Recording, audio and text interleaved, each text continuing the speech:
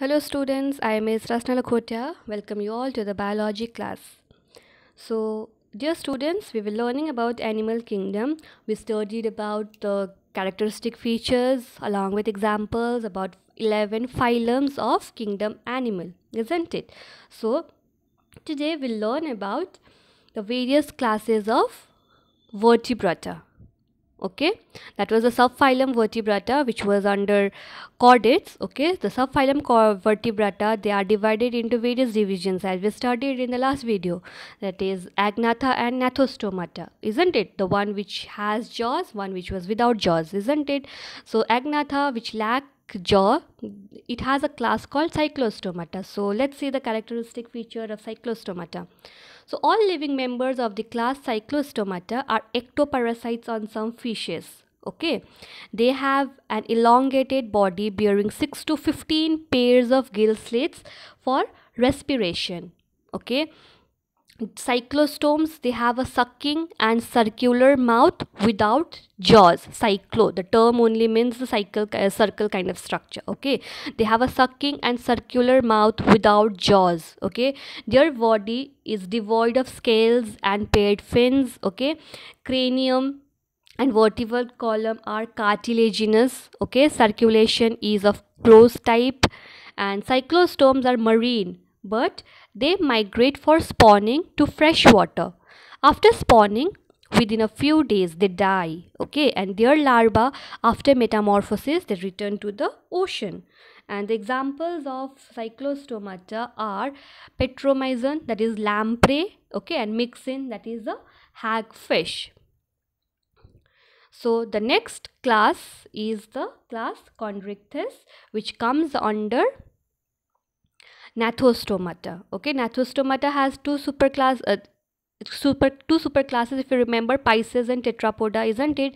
So Pisces was again had again two classes, Chondrichthyes and Osteichthyes.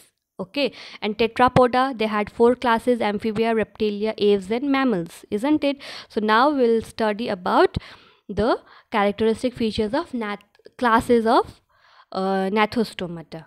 Okay, so class Chondrichthyes, they are marine animals with streamlined body and have cartilaginous endoskeleton. Okay, the endoskeleton is made up of cartilages. Okay, mouth is located ventrally. Okay, notochord is persistent throughout the life.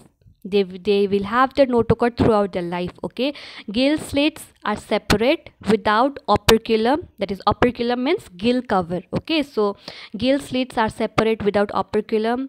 The skin is tough and containing minute placoid scales. Okay, they have a scales called placoid scales on their skin.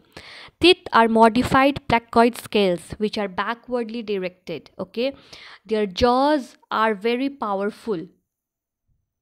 Okay, and these animals are predaceous, and due to the absence of air bladder, they have to swim constantly to avoid sinking. Okay, these animals, they will have to keep swimming to avoid sinking because they don't have air bladder. Okay, and heart is two chambered, they have one auricle and one ventricle. Okay, and this class Chondrichthyes, they may be like, you may think that they don't have bones, they are just made up of cartilage, but they are the strongest one and the also the harmful one. Okay, they may eat us.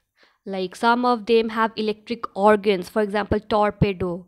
Some poses poison sting, example trigon. Okay, they are cold blooded animals. They lack the capacity to regulate the body temperature, and sexes are separate.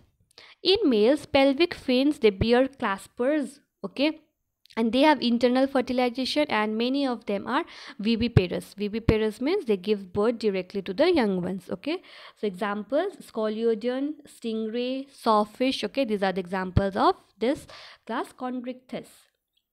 And the other class is class Osteichthyes. Okay, and since though although they have bony endoskeleton, okay, but these are the tiny creatures that even the non-vegetarians, they eat fish, isn't it? So those fish they eat, they belongs to the class Osteichthyes. Okay, and the previous class that we studied, that is Chondrichthyes, they do not have bones, but still they are the harmful ones. They may eat us, okay, but class osteichthyes fish, humans eat them, okay. Not all, but the non-vegetarian humans, they eat them. So class osteichthyes, let's study about the characteristic features. It includes both marine and freshwater fishes with bony endoskeleton. Their body is streamlined. You know what is streamlined, yes? And mouth is mostly terminal. Okay, they have 4 pairs of gills which are covered by an operculum on each side. Skin is covered with cycloid or ctenoid scales. Okay, air bladder is present which regulates buoyancy. It does not allow these creature to sink. Okay, heart is two chambered, one auricle and one ventricle. Okay, and they are cold blooded animals. Sexes are different, not different, sorry, sexes are separate, and fertilization is usually external. Okay, they are mostly oviparous and development is direct. Examples are exocetus, that is flying fish; hippocampus, that is seahorse; freshwater osteichthyes are labio, that is rohu; katla, isn't it, clarius; magur mach you all say. And some are there in the aquarium: betta, that is fighting fish; pterophyllum, that is angel fish. Okay, they all come under class osteichthyes. Osteichthyes, yes. So now the other class, that is of tetra, we'll study now about the tetrapoda. Okay, the various classes of tetrapoda. The first one being the amphibia. So as the name indicates, amphi means dual, bios means life. So they have dual life. They are amphibians, means they can be aquatic as well as terrestrial. They may live in aquatic as well as terrestrial habitats. Okay, most of them have 2 pairs of limbs. Most of them have 2 pairs of limbs. Body is divisible into head and trunk. Tail may be present in some. Okay, the amphibian skin is moist without scales. Okay, the eyes have eyelids. A tympanum membrane represents the air. Okay, they have a tympanum which represents the air.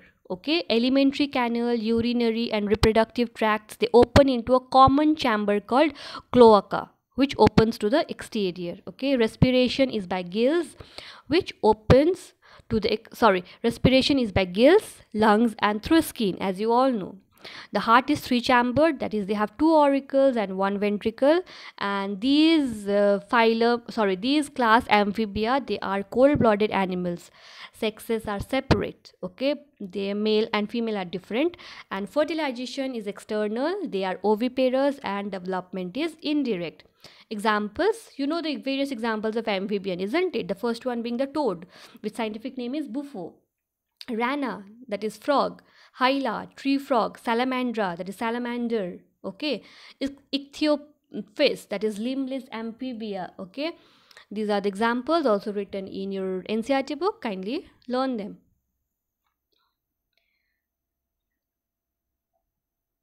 These are the various amphibians given here in the picture. The next class is class Reptilia. The class name refers to their creeping or crawling mode of locomotion. Okay, repair or reptum means to creep or crawl in Latin. Okay, and they are mostly terrestrial animals, and their body is covered by dry and cornified skin. Epidermal scales or scutes they have on the skin. Okay, they do not have external air openings. That means tympanum, it represents air. Okay, limbs, if present or when present, are in pairs. Okay, if reptiles, if they have limbs, they are in pairs. Okay, but most of them may not have limbs. Heart is usually 3 chambered but 4 chambered in crocodiles. Remember, heart is usually 3 chambered in reptilia but 4 chambered in crocodiles. Okay, reptiles are poikilotherms or the cold blooded animals. Okay, snakes and lizards, they shed their scales as skin cast. If you know, snakes and lizards, they shed their scales, isn't it, timely? Those are known as skin cast. Okay, and sexes are separate. Fertilization is internal. and they are oviparous, and development is direct. Examples being turtle, that is Shelna, lizard, hemididdles, okay, and there are various other examples like poisonous snakes like Naza, that is king cobra, okay, vipera, that is vipers. There are various examples of class Reptilia, okay. So the other class that we will be studying now is class aves. Okay, the characteristic features of aves, that is birds, are the presence of feathers, isn't it? And most of them can fly except flightless birds. There are some flightless birds like ostrich. Okay, these cannot fly, but most of the birds or aves, they are able to fly. Okay, they possess beak. The forelimbs are modified into wings. The hind limbs generally have scales and are modified for walking, swimming, or clasping the tree branches. Skin is dry without glands except the oil gland at the base of the tail. Okay, endoskeleton is fully ossified, that is bony. Okay, and the long bones are hollow with air cavities. The digestive tract of birds have additional chambers, the crop and gizzard. Okay, these are the additional chambers in their digestive tract. Heart is completely four chambered, and they are warm blooded animals, that is homoeoterous. Okay, they are, that means, what do you mean by warm blooded animals? Which means they are able to maintain a constant body temperature. Okay, and respiration is, just a second,